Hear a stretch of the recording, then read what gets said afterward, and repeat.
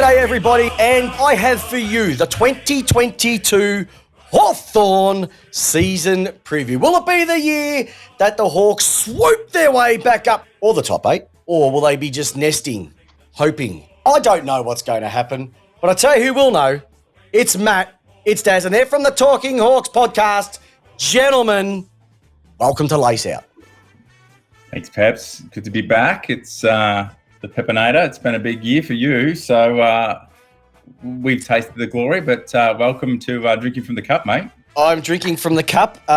It is nice. Daz, it's great to have you on board as well too. I'll just let it soak in that, yes, Melbourne did win the premiership. If you haven't watched it, it's a great game. But yes, it's actually been nice to finally have something that Hawthorn's taken off my team many, many times over the years. 1987, 1988, you took our merge away. So finally, we've been able to share that success on that last weekend in September. But we're not here to talk about the D's. I'm here to talk about the Hawks because I'll tell you what, I was just speaking to Matty before we kicked everything off here. Out of all the clubs I'm looking at, you have me stumped. I don't know what's going on. I don't know whether to say you're down the bottom, you're going to be up the top. I'm looking at some names on the list. I go, there's something there. But then there's a lot of names I've got no idea of. So you're going to have to give me what's the Marbo, what's the feeling, what's the serenity, what is everything going on out there in Hawkland? But before we do so, I have to ask the question. Clarko, Mitchell, how did you see it in your eyes? Well, it's a pleasure to be here. Thanks, Richie. Yeah, absolutely. My initial instinct was, this has been a disaster in timing. I don't think the decision's going to be as much a disaster as it's made out to be, but I think a lesson in timing would have been a bit better. Anyone with eyes could see that Sam Mitchell was going to be, and hopefully will be, a fantastic coach. So it made sense that he was going to be next in line for the Hawks. He'd been approached by the clubs in the past, so it was completely obvious that he was going to be Hawthorn's next coach. I don't think anyone saw it coming that was going to be at about round 18 or whenever it came out, which was extremely interesting. So it probably left a bad taste in a lot of Hawthorn's fans' mouths, but we can't sort of afford to live in the past. We've got, like you said, a really interesting year coming up, and I've got no doubt that Sam Mitchell will hopefully be our next premiership coach, as good he was for your boys. So it's going to be an interesting ride. And look, I just hope the footy fan inside me hopes that we meet Clarko's next team in a final, just so the journos can go absolutely nuts on that. So yeah, it kind of sucked at the time, but I'm kind of, as a Hawthorn fan, living that in 2021 and looking forward to this year. Matty, how did you see it? I can see both sides. It's a political piece. There's a lot of things. There's a lot of people involved. There's a lot of voices. We don't know the full story. I don't believe that has fully come out. But it's Jason Dunstall came out this week.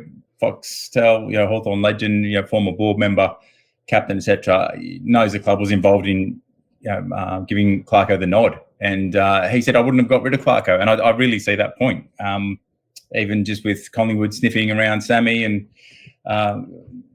can totally agree with Dunstall's point. Well, we could have seen Sammy fly the coop over to the Pies, and you do everything, you throw everything at him to get him back one day after he's got some experience and maybe he's better for it, in a different environment. It was never going to be an easy decision whenever Clarko moved on, whether it was him or the club that led the charge, and it's a hard one. I'm sort of tend to be a little bit more okay, decision made, grieve, move on. And it's all a favourite son is a good move. Pros and cons, something's never as good as it seems or as bad as it seems. So I just trust the club that they will continue to build. And that's what we'll talk about tonight. I think it's one of those things that, I barracked for a club that it was almost going to sack its coach. And I almost said, Queen's birthday, he's not going to survive. And I sit back and go, I got that wrong. So as long as they surround Mitchell, I know he could be my way or the highway, but he has to be surrounded with some quality staff. If he has that, he's got that support, anything can happen. I just think it's more of as soon as they said, we're going to do this in partnership and we're going to do it handover, I think everybody went, yeah, nah, Yeah, I can see where you're coming from. No, it's not going to last. And how long did it last for? The matter of week and a half, 2 weeks, if that. Yeah. So it's just Totally understand. In the well-intended preparation, Sam was working with Andy Collins, long-time VFL coach. Just amazing fella. Former player for the club as well, and as a coach, put the wise head there alongside Sammy, and Sam's got to build his assistant, basically from scratch. I think we still got Damien Monkhorst from, he's don't get rid of him either. Like, he's an absolute gun ruck coach. He's been there for what? He's been there for your three Forever. flags. I think he knows what he's doing. He's a premiership player himself. Yeah, so he knows how to play footy. Yeah. All right. So what's got you excited? You've got to talk to me about this group, right? Because what's got you excited? Because it was a pretty lowly 2021 for yourselves. We know it's not the normal Hawthorn position. And look, you probably had a bit of that off-season stuff causing issues. Usually when there's stuff brewing behind the scenes, it does affect the on-field to a degree. But we didn't normally see Hawthorn pull out what they did last year. So what's got you excited so far, what you've seen pre-season-wise, the practice match series, etc.? Matt, Daz, I'm going to start it with you. Well, my excitement stems from the fact that we've got a group with 7 wins and 2 draws, so you could cut them in half and say 8 wins if you like, and you're adding in James Sicily, who's an All-Australian caliber halfback flanker, and Jack Gunston, who was our 2020 best and fairest winner. So adding those two back to a group with young guys that have had an extra pre-season in them, I love everything that we did in the draft. Those 5 picks, I'm not going to go out there on too big a prediction, but they look fantastic on paper. Josh Ward was amazing at Devonport Oval, and I've spoken in the past about my love for Colin McDonald. So I think there's a lot to get excited about by Hawks fans, and it was kind of a theme when we went live after what happened in Morwell against the Pies. And I think there's going to be a lot of reacting from Hawthorn fans this year. I just hope we don't overreact one way or another. But this is a group that is really gelled together, I think, really well, and is going to improve. But James Sicily is the one player for me as a standout. I'm looking forward to seeing again. He could be named on an All-Australian halfback flank this year, and I don't think any Hawk fan would bat an eyelid. So if you add him back into that mix to a defence that's already pretty fantastic, I think it's going to be absolutely awesome. So can't wait to see him back. Oh, no, I said it on a previous episode of this, that all the great players wore number 6. It's as simple as that. And he's just another example of that. I could go through them. Mitchell, Pepper, Sicily, like all the guns wore number 6 in their career. So there's no doubt. And I think he's one of those players that everybody hates, but they'd love him on your team, wouldn't you? Because he just leads. He's a big unit as well too. Like, actually, he's only 186. Sorry, he plays bigger than he looks, I reckon. 77. He's light on. He's played his 93 games, so he'd be clocking over 100 due to his knee. Couple of years out, you're just excited to see him back on the field. And as long as he's taking the kickouts and not Sam Frost, you're probably in a good spot there. Who's got you excited, Matty? I think who? Definitely. Or what? Well, let me go the what other are you side. seeing from a play? I can't even say the word. What's it? Game plan. Sorry, game plan perspective. Well, okay, game plan. Last month of the year, we happened to draw with the blokes that ended up becoming premiers amongst a good run home. And I don't know, I've heard, maybe Clark checked out a little and Sammy sort of stepped up, whether it was Sammy's game plan, whether they were working together. I'm not 100%, but we saw a little bit more attacking. So in terms of game plan, we watched a little bit of Box Hill. I think it'll be interesting to see how this pre-season and some of the little insights we're trying to get and versus the first 7 rounds. I think what excites me is there's the potential for some tinkering and some new game plan to play to. Sam was a coach last year, coach to the players' strengths. And so we see someone like Connor Nash, who is probably, for most Hawks fans, staring out at the door, ready to walk. And Sam said, "What do you want to do?" And he said, "Yeah, we'll just back to the rugby days. Let me just go and see ball, get ball, and burst, because I'm good at that. I'll go hard at the footy and go and get it." And he reinvents himself in the last month, and good form in Box Hill. So we might see some players that were lesser known and probably just trialed on different things. So that excites me. And I think we've gone from one of the oldest lists to an average age of now 23 and nearly 24, 16th youngest, and an average game of 61. So we're ranked 11th. So for 16th youngest and 11th most, experience for games, you can see a foundation being set there with a list, and apparently a lot of the young guys are really wanting to lead the charge. And we're seeing signs, good signs. I appreciate those stats, matey, because they're the ones that I had. So you've absolutely ruined it for me in terms of how much I put into it. But it was funny. Last year you were 9th for age. So old man Burgoyne goes, and look how much it drops as well. Yeah, you drop an 83-year-old, it kind of helps. It sort of does make a bit of a difference, doesn't it? Does. But the thing I do like is you've actually got a nice little mix where, yes, you are young, but you're still top end side of things, have played a lot of games together. So you have got that experience of McAvoy, Bruce, Shields, Gunston, Kyle Hardigan, obviously Tom Mitchell, the Chad, he's in there as well too. Sam kicks barrels but can't kick drop punts, Frost. Jager, best looking bloke in the AFL. So, and then obviously Sicily and Impey come back. So you've got a nice core there, but then you've got this group of young kids where other teams normally are either too lower heavy, so there's too many kids playing and they don't have enough support up top, or it's the other way where we're going to just keep playing the team we've been playing year after year. And we're not going to give these kids a shoe in. It looked like you guys gave your kids a bit of a taste towards, okay, season's over, we'll play the kids who we think have got a future here. The other part is, but those older players that you just touched on, there's, with a new voice and a bit of new direction, they're kind of, invigorated. Having a tune in. It's a new game plan. They're actually engaging and excited, and through probably some bad press around, Hawks looking to trade off, everyone. It wasn't the case. It was a conversation, and it was very, it seems from all accounts, considered, is this good move for you as a player, as a club? And a lot of them wanted to stay. So, if anything, some of these guys like Gunston, I want to stay. I want to help this next generation. So it is another reason to be excited. It's funny with Gunston. Like, I thought he'd played a lot more games. He's only played just over 200, and he's almost kicked 400 goals. So he's pretty much averaging 2 goals a game, which not many people in their careers outside the big boys at the top of the food chain are being able to do. And then you've got Mr. Bruce. Like, he just doesn't stop. I hate playing against you guys because either one of those two absolutely burns us every single week.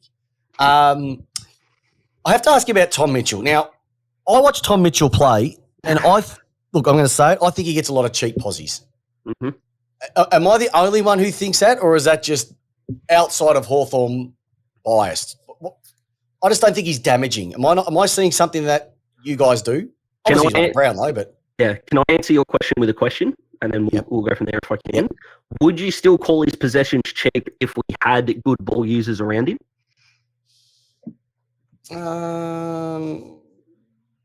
Because I'd say... talked about this in 2018, he had... he won the Brownlow because he found the footy underwater with blindfolded. That's his form in 2018, and it's the same. But at the bottom of packs, this handball, this meters gained sort of narrative that gets written around Tommy. Nothing drives me more nuts than when he sits at a halfback flank and then kicks the ball 40 metres high and about 35 metres long. And I've talked about that. That's not what I want, but... We've lost you, Daz. Yeah, it is. Some Hawthorn fans will look at that and criticise. Others do see him going and getting ball. So go on, Reece. No, I apologise for that. So if Tommy's getting the ball out to, say, a Chad Wingard, who I'd argue is one of the better field kicks in the team, or if we can get Will Day in there at some point, all these good ball users, then no one's going to give a damn if he's getting 23 handballs a game. But, if he's handballing it out to maybe a James Warple, who, although I love the Warpedo, might not be the best kick in the league, then those handballs aren't really going anywhere. So my argument is, if you've got a guy that can get the ball 35 times, that is fantastic, but you've got to get it out to good ball users, and not everyone's Jackson McRae who can kick the footy at 70%. Totally get that. So. But does he have to evolve? Like, there are ball getters who handball. I could pick one. Plays for my mob, Mr. Oliver. Was probably one of the worst kicks you've ever seen. He's evolved his game to become a really good kick. Is that something that he needs to do in terms of just always dishing, maybe breaking from packs and using the ball by foot a bit more? Because if you haven't got that classy ball user, does he need to maybe think, okay, well, if I can't give it to someone, maybe I need to take that on board and maybe do it myself? I think we'll see some tinkering in the midfield, and someone like Jai Newcomb, who's come through, and can go and get the ball is having a good preseason. Yes. That speed to get the ball out, I think there's some improvement there that can be made on his disposal. Even getting good, go and get the ball, go and tackle it, but do something with it that's constructive. I think that's going to be something across the Hawthorn midfield that needs to improve across the whole. So whether Mitchell's part of a reinvention into a different position, I think he and Jake are both in that frame where in the next year or two, they do have to have that. Where else can you play them? And because we've got these young fellas coming through that can go and get the job done, and we've got to get them improving. So I've got to ask you about a guy named Tyler Brockman, because he was someone I watched towards the end of the year going, oh, there's something nice about this bloke. He puts a smile on your face, Matt, when I mentioned his name. What is it about him? Because he's not huge. He's only at 180 and probably pushing 85 kegs. He's only played 11 games, but he just knows where it is. Just the instincts of, he's taken on the number 33, which some famous bloke had that, hung up the boots. Player back in the day, he wasn't bad. The instinct. Andy type. Yeah. the nous, what with Tyler, he's got the speed. I think he's got the toolkit. It's going to be a few things like just hitting harder when he tackles to put that pressure. Speed's one thing to put pressure on, but if you can't, put somebody off balance or bring him to ground and things like that, that's where, I can see some improvement in his game, but he's got some freaky skills and we'll see some of that silkiness, I'm sure, in the years to come. So he didn't sort of really turn up in some of the preseason game, just gone this weekend, but look, we'll see. We don't know where there's roles. So I think there's a lot of potential there. We're probably searching for that alongside Dylan Moore. Who's that other, U-Butte small forward that we've been spoiled to have in years gone by? It was a great result. Will Day ended up 10th in your best and fairest last year. Like first year? Was it first year? Last year or the year before? No, drafted pick 13 in 2019. So I think we got to see him a few times in 2020. And then, he played the first half dozen sort of games and went down again, unfortunately. Yeah. Got a couple of mates who are Hawthorn supporters, and they just love the way he plays. Will Day, Peps, Will Day, future captain. Yeah. Oh, I love how he does. Oh, I'll tell you what, if it wasn't for your bloke Jackson, or if it wasn't, he'd be a rising star. Oh, no doubt. He's like, okay. They're on the mark. Yeah, he's that good. The lid's off. Take the lid off. You've got to have the lid off. So what about someone like the Chad? Like he's getting on a little bit, turning 28. Is he still going to be? Because he's a really interesting sort of character where when he plays well, you notice it, but when he doesn't play well, you notice it even more. And I don't know if it's because of his shock and tats, but all the bleach in his hair. In his hair. Is it like what do you want from him this year? Because I go for it. I think he helps you notice it too sometimes because he's that intense. There's the odd moment where he'll have the little emotional outburst, and I think he's growing, in leadership in that regard. But he just wants the impact, and I think he's had, that injury run hasn't been the greatest, and he's even had another short, injury in this preseason. So I think it's just a lot of pent up ambition that. Ambition, nice word. If he can he has those games where he can, really have those 5 minutes of just wow, and everyone is just like, this is exactly why we got Chad, and the class and the vision and the kicks over there. It's amazing when you watch him at times. It's just game plan and the delivery into the forward line for the Hawks last year wasn't the greatest. It was pretty sad at times. So that's going to hurt someone like Wingard. Although I like seeing him on that left wing when he's bringing him in, and I like him having the ball in his hands to give that inside 50 pass. So you want him to be kicking them, but you also want to be the bloke kicking it in, and he can't do both things, unfortunately. But he came third in the best and fairest last year as well too. So that's also frustrating him. Like I know what I can do when my body's right. He just might be end up one of those players that just his body said, "Look, I can only take so much." But you're going to get someone back. And there's not one person I don't know who loves this bloke. He doesn't even have a name. He just has two initials. C, and J. Jay. Like, he's got the number 9. There's been a few handy players with the number 9 for the Hawks as well. Mm. Like, if there's someone down back that you need running on off halfback, he's it. So he's probably, it's almost like a new recruit for you guys. Yeah, in a way, yeah. The thing about CJ is he is the epitome of run 20 and kick 40, and we saw kick further than 40. We saw it with, we were lucky enough to see guys like Isaac Smith and Brad Hill on the wings, and you got guys like Graham Birchall, who was probably one of the more underrated players of the last decade. But the ability to break a line, run that 20 and then kick 40 is just simply outstanding. It's what he brings to the group. And you only have to look at a game in Tassie against the Bulldogs. He streamed out a halfback twice, hit Mitch Lewis once and Jacob Kaczynski once each. And I think that third quarter, and you just put your hand up going, why can't we have this delivery all the time? It's greedy of us. But, yeah, between him and Shane Lingard, I don't think there's two better blokes at the club to deliver the ball inside 50. So every Hawks fan loves him, every footy fan loves him, and we can't wait to see him. He's going to be fit for round 1, which is fantastic. And you know what? Be as greedy as you like, Daz, because if there's nothing better than seeing somebody coming off a wing or halfback, taking a run. If he throws the ball under his arm, takes someone on, throws a bounce down and just hits someone lace out, because that's how they want their footy. Like, that gets anybody excited. Like, even opposition supporters go, "Oh, that was like," that's what we want. That's what we want to see. You're right. But the one thing, as I was saying that, you're talking about Wingard and his frustrations. He's going to probably have to rein that in a little bit because, as you know, the umpires are, can't say as much as we would like to say to umpires anymore. And we have to sort of, bite our tongues a little bit. That's another story for another day. Yeah, Chad Sicily and our man Denver Granger Barris might be. The hyphen. Might be put love on the notice. Hyphen. Might be how can you not love the hyphen? Boys. Like, he's a big boy, the hyphen. He's James Sicily 2.0, and we're here for it. 50-metre brothers, they're going to be called. I'll tell you what, across that half-back line, though, with Sicily going down, Scrimshaw certainly put the hand up straight away to be that intercept. I think he might have had a bit of an injury. Then CJ put the hand up. We're actually spoiled across that half-back line, and there is some quality talent. Even Lockie Bramble, who hasn't even had a full pre-season. He came in halfway through last year, and he's just he came in, got a game, and held his spot halfway through. So it's just like he's now moved down back. So just with different injuries, there's great exposure and a plethora of skill set to use across that back half. Yeah. You need to have that flexibility too. Yeah. It's so easy these days for somebody to go down because they're so finely tuned. They only need a ping here, ping there.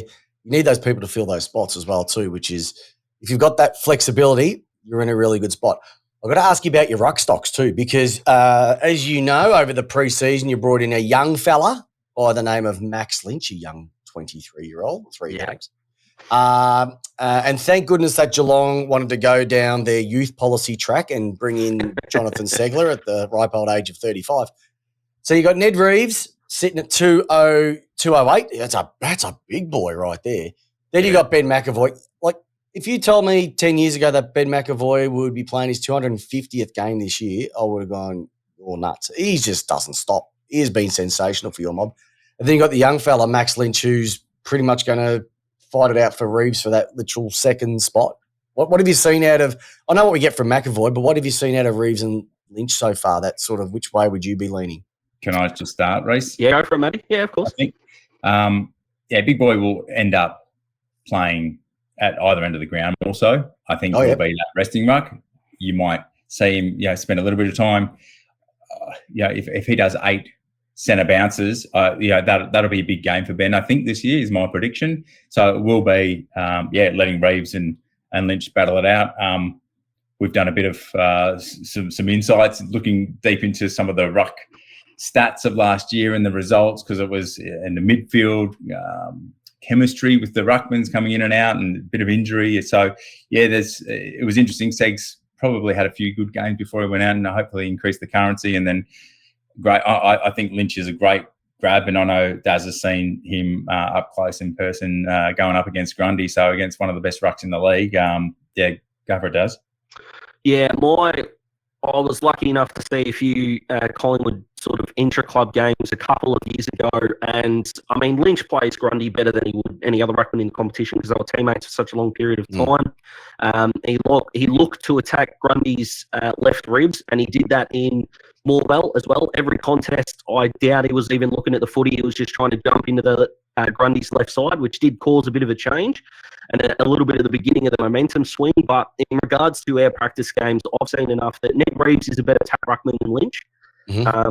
But Max Lynch covers the ground better, and considering we've got big boy as a resting ruckman, I think Lynch is the go for round one. He's a competitor. His ruck work was still pretty good at Devonport Oval. I think Jimmy Warple owes him a beer or two for spilling a few hit-outs to advantage that might have cruelled the stats. Did it a couple of times in that back pocket there. But I think Lynch has got the wood over Reeves for a little bit, but we're going to have those two boys. We're going to be spoiled with those two boys for the next sort of 10 years. And Lynch and both of them, actually, Reeves took a couple of good grabs at Morwell. So for this year, I'd probably go with Lynch over Reeves for the most part. But as soon as big boy's ready to retire, whether that's the end of this year or next year, we're going to have two ready-made guys, both young, who are going to develop together for hopefully the next decade, and be a 1-2 punch that's hopefully one of the best in the competition. I'm backing them in, but for round one, I'm taking Lynch. Tell you what, Matty, good you brought Daz on. He's not too shabby. Where were you last year, Daz? I was plying my trades in kitchens all across Victoria, mate. So well, it's great that you're joining us tonight because you know you've got big shoes to fill, Matty. Well, I'll tell you what, he's everything when it comes to the Hawks, but you're bringing the milkshakes to the yard tonight, my friend. Hey, now what are your concerns? Because obviously everything can't be a bed of roses. What are your concerns from? Once again, it could be anything from game style, it could be list size, it could be age factor. What is it that I'm not sort of too sure on that right now? I will kick it off. I think there's clearly going to be a game plan being learnt. There's a chemistry across the coaching group and that bond with the players and getting them all pulling in the right direction with a decent cohort of younger players, having them, dovetailing in and pushing for spots. I think we've got some great competition, but at the moment we've got quite a few injuries to some really good talent. So, any of those going to miss round one? Yeah, definitely Impey, Day, Bramble, Connor Downey's made a debut that he didn't debut and then debuted last year. So was that the guy that did a James Jordan, just didn't get on the ground at all, but debuted? Yeah, it was the sub for the Essendon game. Yeah, poor kid. Our guy got a medal for it. So I think, it's I've touched on it. The ability to get an effective kick into the forward 50, getting those structures right. I don't know that we've got that big. We're well stocked for forwards. Someone like Jackson Keller, who came in last year, potentially playing both ends of the ground. Jekka probably for mine is starting more time at Box Hill. Lewis has put on a stack of muscle.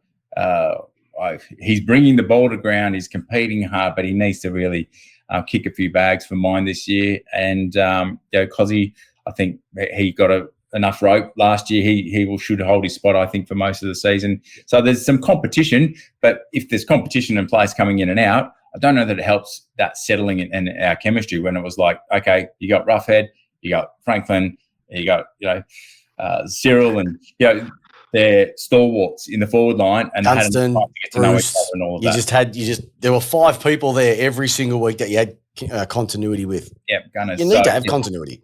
There's some of my concerns. Yeah. Yep. What about you, Daz?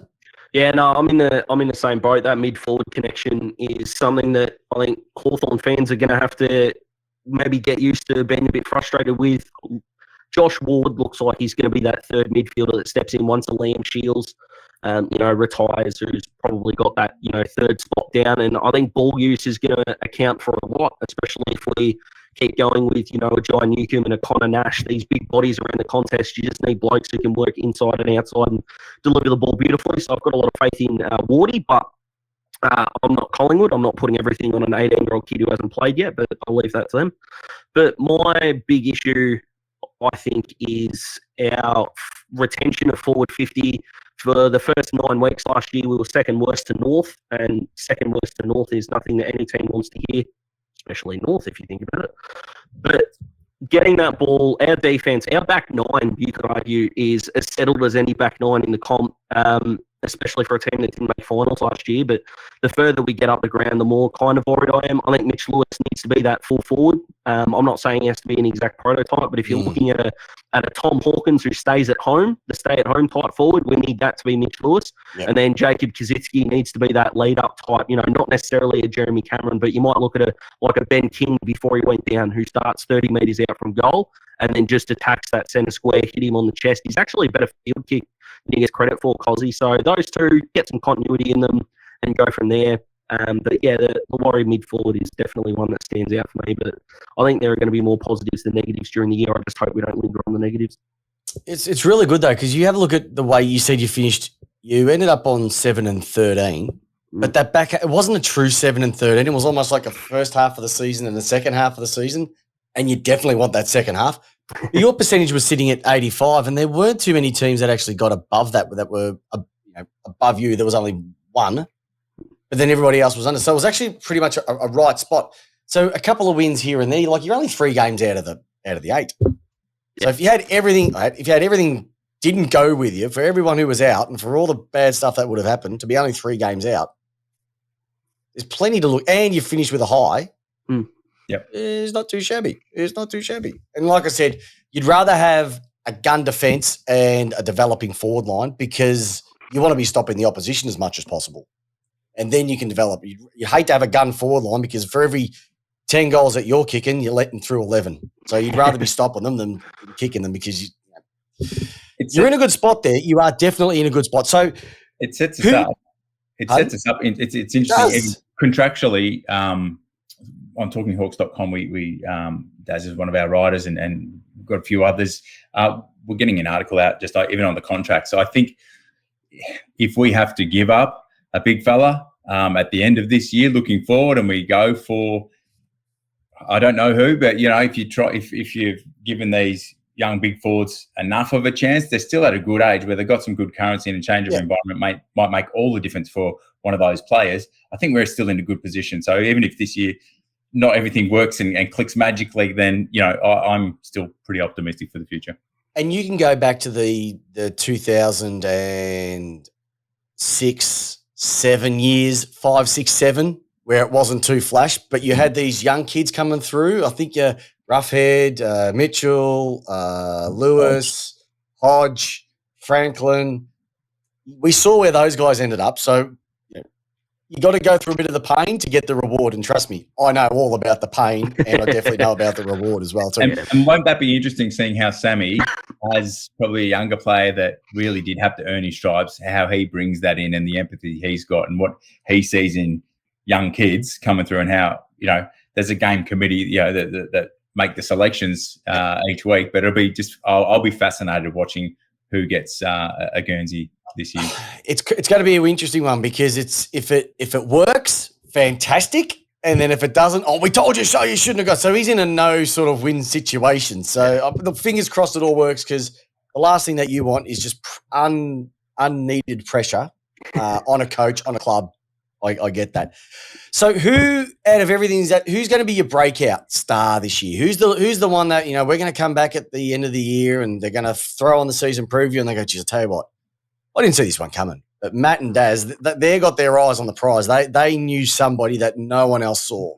Who's got you a little bit excited right now? Do you want to go first, Matty?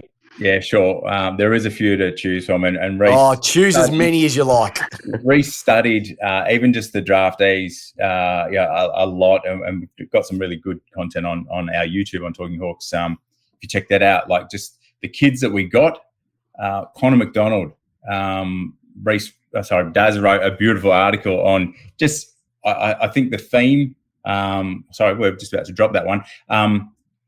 The quality of kicking. Connor McDonald's come in. He's a chance for round 1. Midfielder, Dandenong Stingrays. I think he's 183, 186, something like that. But he just acceleration, decision making. Like he looks the goods, and it's sort of like you get excited when you've got a good crop. Daz has touched on Ward. So yeah, look, there's been a real mix. Connor McDonald, athletic and tackles. So if you've got a young guy that's coming in and he's got his head screwed on properly, he looks like he's done a few pre-seasons already. Which and then Ward's got that man's body ready to go. So and he's a Hawthorn fan, so that's yeah. I think seeing some goal kicking out of, say, a Connor McDonald, for mine, I'm quite excited about him. Last year you had a crack at me because I said Warple. And you're like, hasn't Warple already arrived? And I was like, yeah, but he went back a peg. Again, he's having a cracking pre-season, so I'm going to do it again. There's a young fella, Connor McDonald, but I think Warple really is looking good, not just when he's going surfing with the top off. He's just, look out. Like I said, one of my mates, Pepper, you can have Warple. I can't stand him. No. And then... yeah, there's games where he goes, yeah, he's all right. He's all right. So he can be that. But once again, a lot of that comes down to if you have an interrupted preseason or you've had that injury interruption through, you just cannot get that consistency and your body's not allowing you to do what you do. If he's had a fantastic preseason, everything's gone right for him, it allows him to have that confidence in his body. He's not going to get as fatigued as much. And the first thing to go is your skills when you get fatigued. So fingers crossed, the Warple can get back because I love the Warpedo. I'm a big fan of the Warpedo. What about you, Daz? So when it comes to breakout players, I think you've got to look at guys that might be out of contract. I don't think there's a guy that wants to break out more than a bloke who wants that next deal, if we're being completely honest. So I look at a guy like Harry Morrison, who hasn't put a foot wrong all pre-season.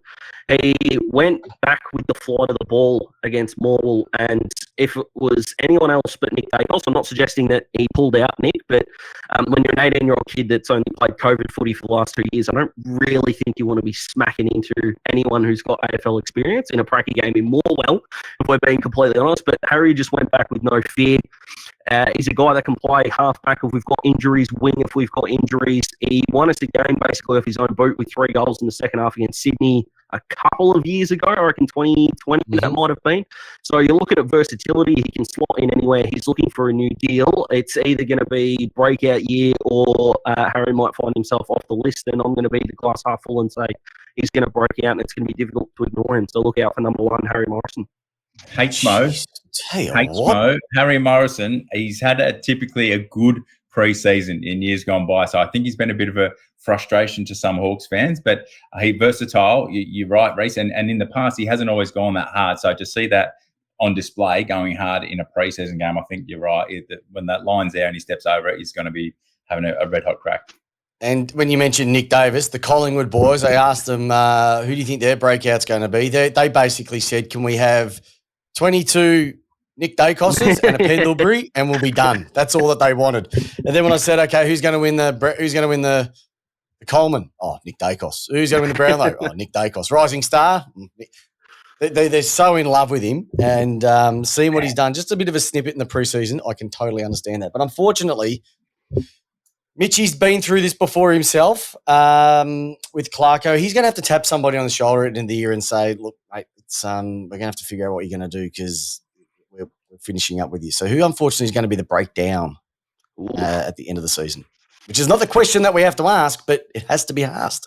Yeah, I agree with Matty in that the tall forward stocks are going to there's a few positions on the ground where you can sort of try to develop maybe B graders and see if they've got the A grade potential. And we know that it takes talls longer. But I look at a guy like even maybe a Mitch Lewis as a really out there, make it or break it. Or we might be looking at a guy like Emerson Jekko, who's had a little bit of senior experience, not enough senior experience, of course.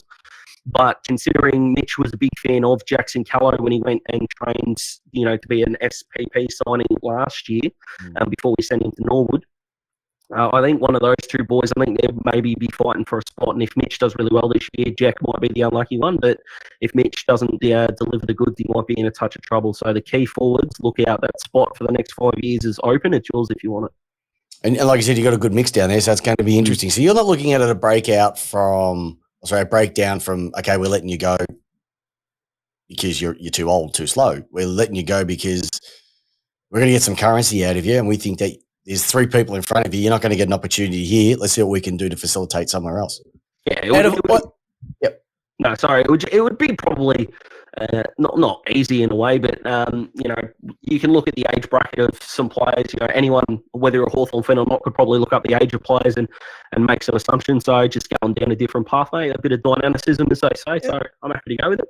Your age mix is pretty good. Like I said, you're not too top heavy. You've only got 5 over the age of 30. Then you've got 5 who are 28, and then it's 27 or under.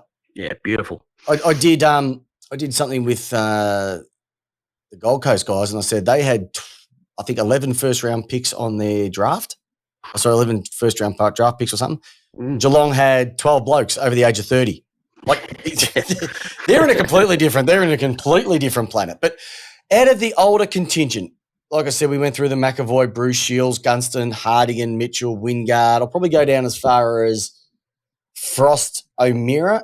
Out of all of that lot, who do you think could there be any of those get the tap on the shoulder at the end of the year, or themselves might just go, I think we've had enough? Go from there. I think McAvoy, which might be a surprise to some, being captain this year. But in Ruffy's last year, if you recall, he spent some time down at Box Hill, and it was about he took on that developmental role, and now he's by all accounts doing really well. He's got a few hats, but as an assistant at St Kilda. Yep. I think McAvoy, when we love DGB Denver, he apparently was giving Denver a bit of instruction on the game just gone, and I think he'll play that role to really help accelerate and lead by example, but really communicate as a leader. So for mine, it wouldn't surprise me if in the second half of the year we see Ruffy being either rested a little, and look, his body's held up incredibly, so that playing at either end of the ground might give him a chance to maybe go again. But outside of the age bracket, for mine, Tom Phillips is being a bit surpassed. And so he's in your, I think, 26, 27 your age bracket. And we've got a bit He's only 25. 25. There you go. Okay, there we go, 25. So we had a bit of a hole, and it was great when we nabbed him.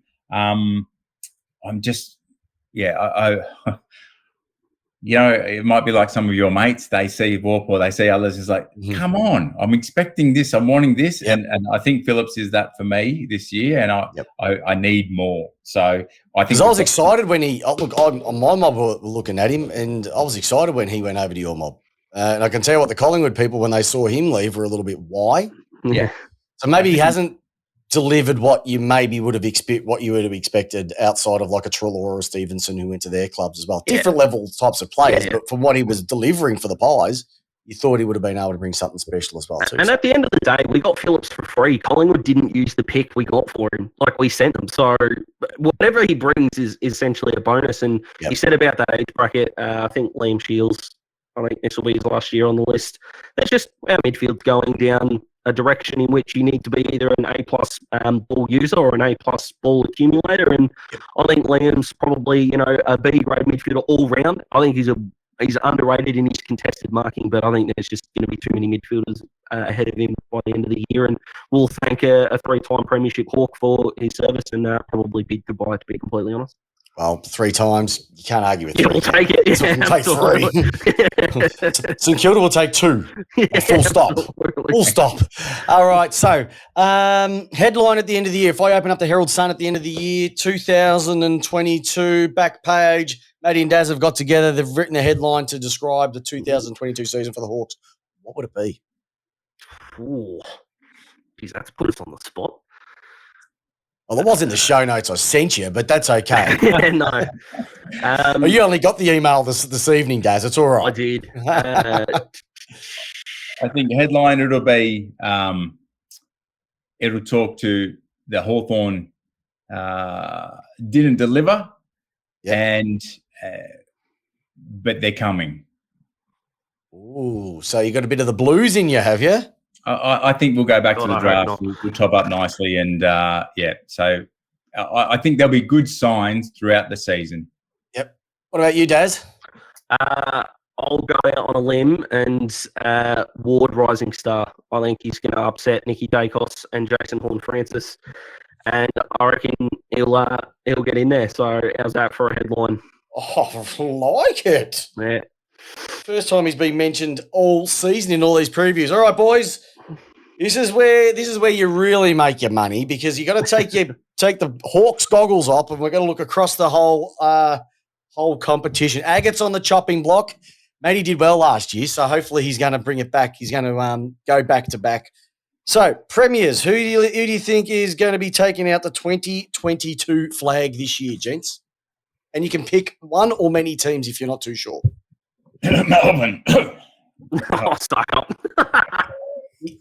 I appreciate it, but you can pick other teams. I'm not going to be biased. Oh, didn't you say this is where we earn our money? Yeah. Well, no. As experts in the game, Matty. Yes. No, I think they'll have another red hot crack this year. Yep. So I will put the days down for Premier. What do you see? Because I've heard a few of these over the number of these that we've done. From your eyes, what is it about them that catches your eye? The bond that they've got. Dermot was. He's just summed it up nicely today. It's sort of seeing the trio of old Hawks in Don Scott, Lethal and Tucky, and he's pulled out Maxi Gawn, Oliver and Petrarca, and I'm like, they have got that real tight, intense, competitive, come on belief, and I think they will just lead again, and I think they'll be, bursting out of their tops just, as the season kicks on, and it'll be like, let's just get through the season. And now they've got a taste of what it's all about. So I think they've got the appetite and the hunger to go again. Oh, nice. Daz, what about you? Oh, I hate myself for this. I really do. I think Richmond win it again. Okay. I do. I think Richmond play your mob at the G. I reckon they're going to get 110 in that joint. They will be hanging off the roof. And I just have this sick feeling in my stomach. Anyone that's listening to this knows me that me talking well about Richmond does not do me any good mentally. But my beautiful partner is a Richmond supporter. I ain't saying it because of her. I'm more than happy to admit that. But they've got one more chance. It's this one, or they're going to jump off. And I just have a sick feeling with it. I think Port psychologically aren't there yet. Mm-hmm. Brisbane need too many things to go right. So if anyone's going to take it off your boys, it's unfortunately going to be the Tigers. The Tigers. Interesting. They've come up a few times, but there's been an interesting mix where it's been, yes, Richmond definitely, or nope, they're going to fall off the cliff because they've got too many people at the top end, and once they get injuries, they're gone. Well, I don't know. I really don't know. It's a tough one. It is a tough one. What about your Brownlow medalists? Who do you think is going to take Charlie home? And then I have another question for you around that. Okay. Do you want me to go first, Matty? Yeah. Just go for it, Daz. You said, mate, I'm a very polite man. What can you? Oh no, you're just awesome. Just go for it. So I'm going to give it to the actual best-looking man in football. Jaeger is second to this man, and his name's Jack Steele.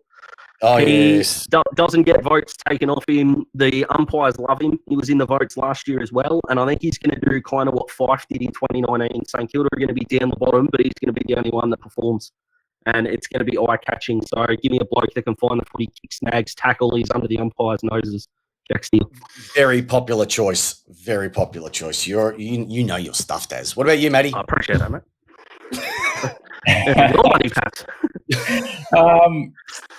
Look, and it's boring. It's boring, but I just think the Nolan-Smith medalist is going to have a big year across the whole season, and he's caught the eye of the umpires now. So he seems like an absolute cracking bloke. Actually, colleague at work, his wife worked at the G when he was doing the drinks and cleaning up and whatnot, and so. No, from one or two steps removed there, he is of good stock, and I think, for Chaka, I think the umps will take a shine to him. Nice. What about a Coleman medalist? Who's gonna be kicking the most this year? I'm big on this. Let me go. Go for it. I'm big on this. let me go. Yeah, absolutely. I think Lynch will. I tend to agree, Daz. I think the Tigers have just been bitten and they're hurting a little bit, and I think they will put together some good stuff. Rewalt maybe slowing down a tad. I think Lynch is going to have quite a few bags this year, and he's just a monster down there. McKay won't back it up because who's going to give it to him? Anyway, come on. And he's going to be missing a few anyway. Just a pot shot of Carlton at the end, love it. Drive by. Yeah, I like it. Nice. What are you, Daz? So, up until yesterday, because I've got my own independent YouTube channel, Daz Talks Footy, unashamed plug there. Oh, we'll put that in the show notes. Don't worry. You've earned it. Mate. You have definitely earned a plug in the show notes, Daz. I appreciate that. So, up until yesterday when I was writing out my end-of-year awards, which will be coming out tomorrow, actually. So, spoiler alert for a couple of my awards at the end here, but that's all right. I was full on the Ben Brown train. I was 100% on he's going to dominate. And then I looked at the fixture this morning and I saw Geelong are playing 9 of the last 13 at home. It's Tom Hawkins is to lose. He's kicked, I think his goals per game down there in the last 20 years. I think since Gary Ablett Sr. retired is the best ever. He's just going to get fed the ball on that ground, and he's a machine. He'll kick goals out of the ruck as well. So if he plays all 22 games, I think it's him and then daylight. I think they've worked him out too. They just need to put Cameron can roam. He can be that roamer and just pop. If you have that big boy down at full forward, there's not much going to be getting around him. You're exactly right. And you know what? He's a good-looking rooster too. Let's be honest. Like all of us, if we could be playing football, you'd love to have a rig and a smile like that. My goodness, does that melt hearts? That's the type of guy that's the type of guy you want your daughter to bring in to meet the family. Yeah. All right, guys. The question I had is this: the MVP and Coaches Award, have they surpassed the Brownlow? Oh. Yeah. I don't have the year on me on how much they changed, because it was who won the Coaches Award last year off the top of your head, do you know? Was it Ollie Wines? I don't think it was. No. It was the red-headed superstar from the D's. I wish he had won the Brownlow. I got on him at $41 last year. So if Clayton had won it, that would have been nice. But no, I don't think so. I think social media, because the Brownlow is more televised and more in the public eye, and with social media now, I think people can pick apart the Brownlow more. Yep. So I think we're kind of taking a bit of the stigma away from it. I feel bad for the umpires. They've got enough to worry about before it comes to votes. But I like the way it's handled. I think we're going to look back in 5 years' time and say Ollie Wines was the right choice. So people will complain today and forget about it tomorrow. So that's where I stand on it. Oh, yeah, I don't think anyone complains that he won it. I think that, and I'll let Matt answer, and then I'll go into why this has come up in a couple of the discussions so far. You said yes. I did. Yeah, just straight. It's just a different approach. I think different eyes, time to think. Just different. A footy head. Looking at it, making judgments. So for mine, it's And where this sort of came up is because it's not even a league award. It's just a midfielders award now. You have to go back as far as 92 for Scott Wind. Or 91 for Steins. And even if you want to take it further, you have to go all the way back to 1987 for Tony Lockett to have a non-midfielder win it. Yeah. That's not right. And you can have players, and you've seen it all the time, where there's players who dominate games. They may not get a touch of the ball. They stop a Franklin from kicking any. They'll stop a roughhead from kicking any. They've done a tagging job that's just completely obliterated somebody out. They don't get anything for it. So you're right. It's become a midfielders award. So to see the coaches actually giving their opinion on it, and the players giving their opinion on who they think deserves it. And look, to be honest, there are a shitload of midfielders running around. Literally, you have to be almost a midfielder. It's almost little league rules. You have your two main forwards, your two main backs, and everybody else has to be a midfielder. So I get it, but you would just like to see, dominating ruckman or dominating backs or dominating forwards poll a lot better. Yeah, I don't think forwards are kicking enough goals in order to win it. I agree. But you've got to reward them too. I completely agree. I look at the GWS Geelong game last year. How Sam Taylor did not get votes for that game on Hawkins is unbelievable. Mm-hmm. But unless you're an absolute, nerd like me who's going to hold on to that with anger because it's just who I am as a chef and that's just how we live, I don't think people are going to worry about it too much. So, but if I can throw in a question, unrehearsed, if I can, Paps, who would be the most valuable player in the league right now going into round one? Because I don't think it's midfielder at all. And I think that really helps your point that before we even play a game, is it Hawkins? Is it Harry McKay for Carlton because they won't have another goal kicker? I'd argue the MVPs going into seasons are either a ruckman or a full forward. If you had to ask me who the most important player for a team would be right now, this week, I would say Stephen May because he has to play on Norton in round one. And you know what the doggies are going to be like, and he wants to fly like a mofo. Yeah. At the other end, I would say Alex Keith because he's going to have to stop Bailey Fritsch or Ben Brown. That's the way I see it. The midfields will cancel themselves out. Yeah. It's going to happen down the other ends. That's where your MVPs for the first few rounds are going to be because it's going to take a while for these, especially for the top 8, top 4 teams to get their sea legs because they've started later. But to this point, like the last few years when Grundy was flying and gone, I loved watching those two go at it. And just they were that step above the rest of the league in terms of ruckman. And who are they giving it to? The way they give it to them, it happens in a split second, but there's so much going on to influence that contest. For mine, that does carry a lot. And who does it go to? The midfielder. Maybe they get, catch the attention of the ump because, that was a nice delivery. Away you go. But it started where? You just got to remember, boys, that Nick Nat is, according to Champion Data, the number 1 player in the league. Yeah, and don't get me started on their elite. Don't get me started on that either.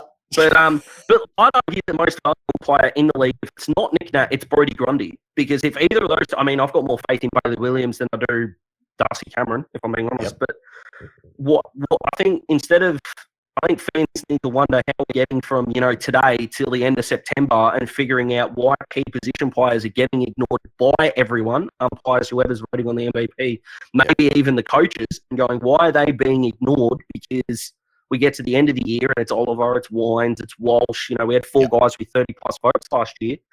There's a complete overhaul need to happen. The coaches should be seeing as much as anyone, and they're still going to midfielders. So I think it's a really interesting case study to be. Yeah, I think the thing is because it's maybe instead of 3-2-1, it goes to 5, and so you can slot those extra couple in.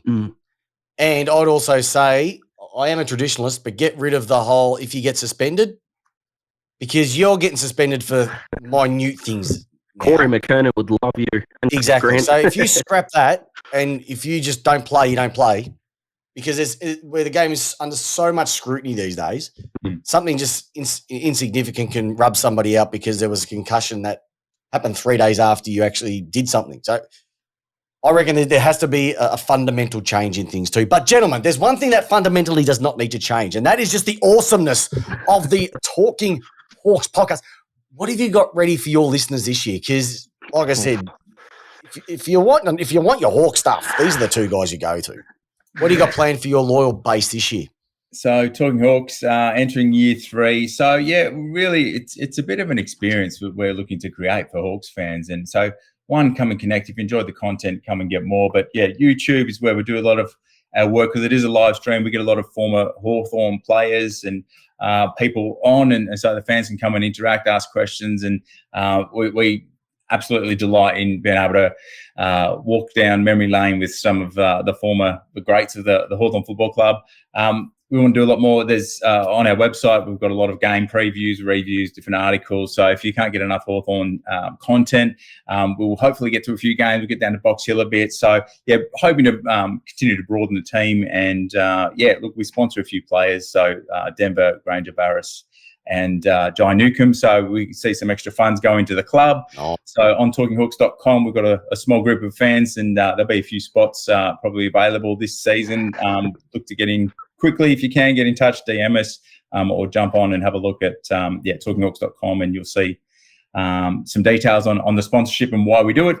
And, just really believing in those boys to have a good season. So, we'll ride it, whatever roller coaster it looks like for the Hawks this year. And, hope you enjoy. Come along. It's going to be an interesting ride. And I'll put all those links in the show notes, listeners, so you can connect with in my eyes, number 1 Hawks podcast in the country. So there you are, listeners. That is your 2022 Hawthorn Season Preview, brought to you by the magnificent Matt. And let's be honest, he was dashing Daz tonight. He was sensational. But, gentlemen, I have one last question to ask you, and it's simply this. Matt and Daz from the Talking Hawks podcast, how do you want your footy?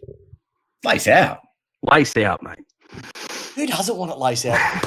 I'll tell you what, Hawks listeners, you have got something special coming your way. I still have no idea where I'm going to put you, but I'm probably putting you just outside the 8 now because these two have convinced me. Have a great night and enjoy your footy. Thanks, boys. Thanks, mate. Thanks for listening to the latest episode of Lace Out. Head over to iTunes and Spotify to subscribe, rate, and leave us a review. And remember, join us every single Tuesday night, 8 p.m.